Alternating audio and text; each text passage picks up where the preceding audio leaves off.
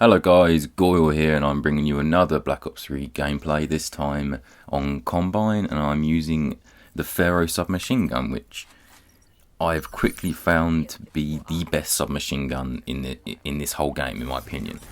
It's a tough call because there's a lot of good submachine guns. The VMP is really good, the Vesper is really good, but this particular gun, it's a burst fire SMG, which means it's firing 4 bullets every time you pull the trigger.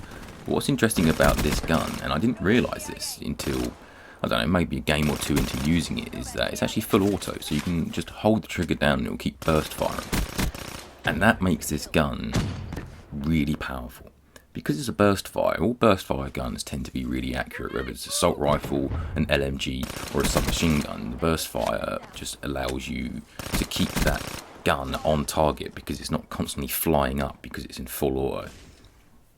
Now the Pharo, in Call of Duty history, there's never really been that many, well, there's not really been that many burst SMGs, but there's not been that many good ones. There was the Chicom in Black Ops 2, and that was pretty decent. That was a pretty decent gun, but no one really used it.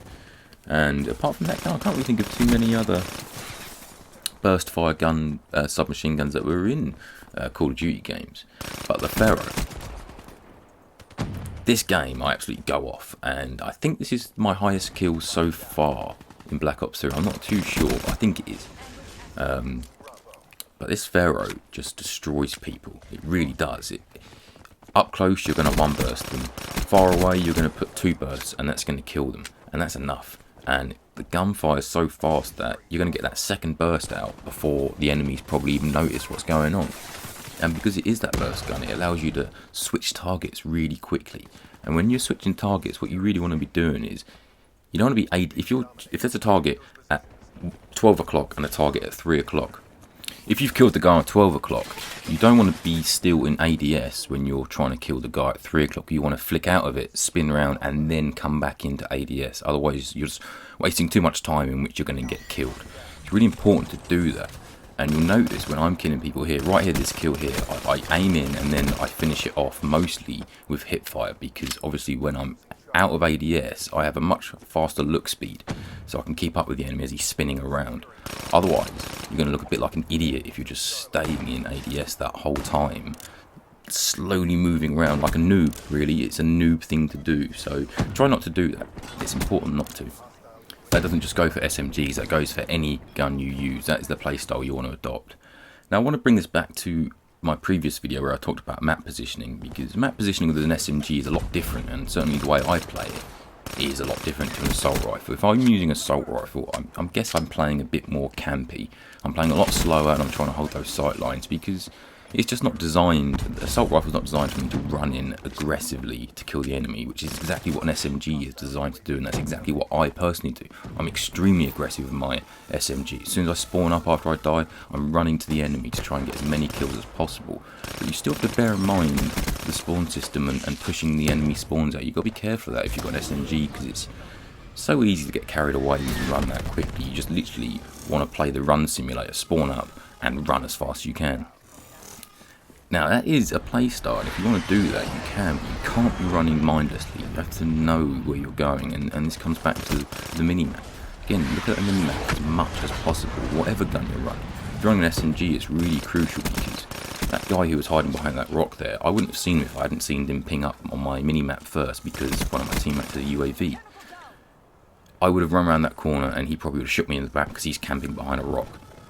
By looking at the minimap, knew where he was, pre-aimed, killed him, moved on.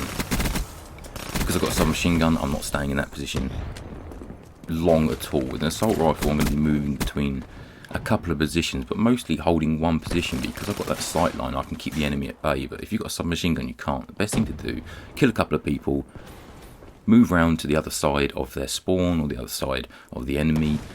If there's 3 rooms, kill some people in one room and then go to another room. Make sure you're moving after you kill people, because the enemy are going to look at their minimap, pinpoint you and go for you straight away, especially if you're on a streak. If you're on a long streak, there are enemy teammates that will be keeping an eye on the leaderboards, and they'll notice when someone is on the streak, and they're going to try and take that person down with a streak. Sometimes I'm on a really like 10 to 15 streak, and you can tell there's certain members of the enemy team specifically hunting you to try and kill you, and that makes it a lot harder. I do it myself. I know if someone is getting close to a streak, if you look at the leaderboard and they're going 6-0, for example, you know they've got a couple of streaks and they've got a couple more coming. So it's really important to try and kill them. What my personal aim with the submachine gun is to achieve is to really get behind the enemy and be shooting them in the back. That's really where it works really well, and that's where you can rack up a lot of kills. You just want to be flanking the whole time, not always flanking the same way. Flank different ways, but try and get behind the enemy, because you're just making easy kills for yourself, and that's really important to do, because Call of Duty is a game of confidence. The more kills you get, the more confident you feel. The more confident you feel, the better you are at the game, because you're running and challenging gunfights that you're just thinking you're going to win, and you tend to win them with that confidence factor. But something you really don't want to be doing with this SMG is, like I said with the assault rifles, you can't be challenging in small rooms with an assault rifle because you're not made for it. With an SMG, you can't be challenging assault rifles behind head glitches. You can't be challenging people with a longer range gun at a long range, because you're not going to win that gunfight. You're trying to stick to the close quarters, and that is something that I see a lot of people who are new to Call of Duty failing at, because they'll use a submachine gun, they'll just run around and they'll just shoot and challenge everything possible. Whereas if I'm running a submachine gun, I'm running in the areas where that submachine gun benefits the most, and that's at short range. You have to know this, you have to know the range of the weapon. And with Black Ops 3, there is attachments that really can help you at range with submachine guns. There's long barrel and high caliber. Long barrel adds to your range, high caliber adds to your headshot multiplier, so your shots to the head are more powerful. Doesn't mean to say that you can be taking on ARs behind head glitches. It really is more ideal for that medium to ever so slightly long range. That's what the long barrel was for. But in my experience with this Pharo, is that it's good with almost any attachment. Rapid fire it's really good with, which is fairly obvious because it's an easy to control gun, so it doesn't get out of control even with rapid fire. High caliber's good without grip, because the kick up normally kicks into the head, especially if you're shooting them in the abdomen to the chest. It will kick up to the head. If you've got high caliber, because you've already hit him once in the chest, it's just going to kill him straight away, and you're going to find yourself getting a lot of kills you don't expect to get because of the attachment high caliber. But with this particular gun, you can, straight out of the packet basically, without any attachments, I was dominating with it. Once I got a red dot on it, it was even better. Now this gun unlocks at level 31, so it is a fair way into the level system, but it's not too hard to get there. And if you remember, if you've already prestige, like I said in the last video, and you've unlocked that M8, that M8 is really going to help you get up to level 31 a lot quicker, because it's a really good gun in almost every situation. If you like using a submachine gun, but you're really struggling to get the kills, my top tip to try is to put a silencer on it. I don't really run a silencer myself, but I used to. When I was new to Call of Duty and Call of Duty 4, I used to run a silencer all the time, because it just gives you that small advantage over the enemy, because it doesn't come up on the map as a red dot, and because when you're being shot over the silencer, it's really hard to pinpoint the direction you're being shot from. If you're running a silencer, it just buys you those few seconds to try and kill the enemy, and once you've killed them, once that enemy's dead, they're still not going to know where you are unless they've physically seen you, and at that point they're not going to know where you've gone because you're so quiet with that silencer. So if you're struggling with the SMG, really try that silencer, and failing that, the opposite of that is to try long barrel. If you've got an SMG and you find that you can really destroy up close, but medium range you're struggling to kill people, try the long barrel, because it really does add that little bit of range, and you'll be quite surprised at how much it affects the gun. So what I'm trying to drum into you guys is, no matter what weapon you're using, be really aware of where you are on the map, where the teammates are on the map, where the enemy is on the map, who's got what flag, who's got this flag, because it's all information, it's all intelligence, and you need that intelligence to be better than the enemy you're playing. So think about what gun you're running, think about what range it has, and where you should be challenging, where you shouldn't be challenging. As you're running around the map, don't run headlessly like a chicken. Run around with purpose, knowing where you want to go, where you want to get to.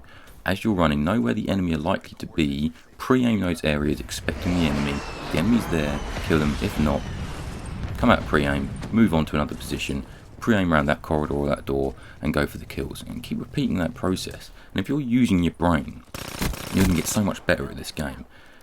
Most of this game is map positioning, and the rest of it is aim. If you can get your aim on, so every time you're raising your gun up, you're centered and you're shooting the enemy, that's most of the battle. If you can get that down, and you can get map positioning down, you can go on massive kill streaks. Not even just kill streaks, it doesn't matter if you're dying or not, you can just get a lot of kills with that technique. So I really urge you guys to try that, no matter what gun you're using. If there's any guns you want me to do a video about, to talk about, shotguns, snipers, sniping in particular is very hard in this game, and I can put a video up for you about my sniping in this game, because it's not easy, but it is doable. Every gun has a purpose in Treyarch's games, so really think about that next time you make a class. That's about all we've got time for, guys. If you like this video, like, comment and subscribe. I've been Goyle. See you later, guys. Bye.